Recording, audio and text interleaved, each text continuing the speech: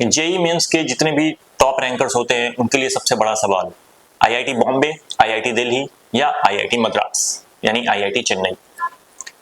ये सवाल शायद आपके मन में भी चल रहा होगा कि अगर मैं टॉप रैंकर रहता हूं, मेरी रैंक टॉप 50 या 100 या 200 में आती है जेई एडवांस के अंदर में, तो मुझे कौन सा कॉलेज ऑप्ट करना चाहिए? आईआईटी दिल्ली अच्छा है या आईआईटी बॉम्बे अच्छा है या मेरे को आईआईटी मद्रास में जाना चाहिए? IIT Kanpur, IIT Kharagpur, IIT Roorkee.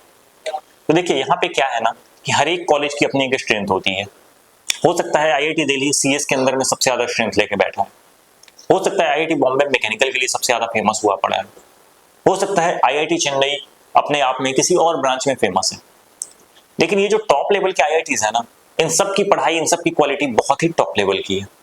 तो अगर आपको आईआईटी दिल्ली मिलता है, बॉम्बे मिलता है या मद्रास मिलता है, तो कभी ये रिग्रेट मत रखना जीवन में कि हाँ मैंने दिल्ली ऑप्ट कर लिया था, बॉम्बे अगर ऑप्ट किया होता ना तो मुझे शायद बहुत अच्छा मिलता। अगर मैंने बॉम्बे ऑप्ट कर लिया, अगर मैंने दिल्ली लिया होता या मद्रास लिया होता ना, तो शायद मैं जीवन में बहुत अच्छा कर सकता था। ऐसा कुछ भी नहीं है।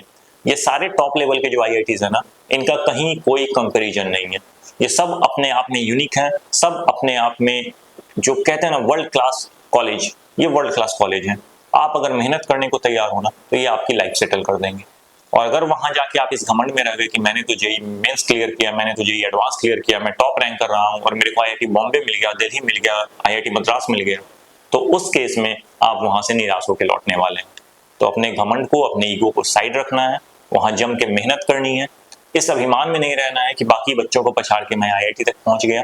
और इन कॉलेजेस में से अगर कोई भी आपको मिल रहा है तो आप ऑप्ट कर सकते हो, कहीं कोई प्रॉब्लम नहीं है। Thank you.